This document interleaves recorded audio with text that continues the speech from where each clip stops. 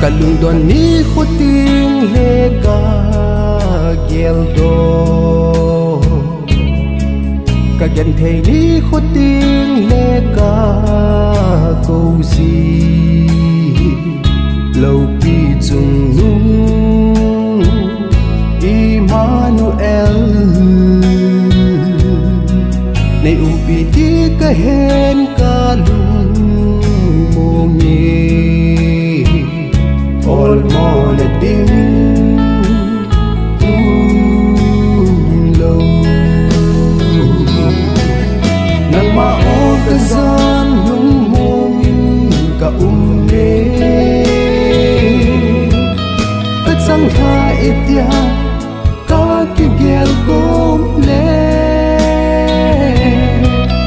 nang apon mo na bukin le ki pana kim ka mun ta ye luwal na kim ka ne ta ye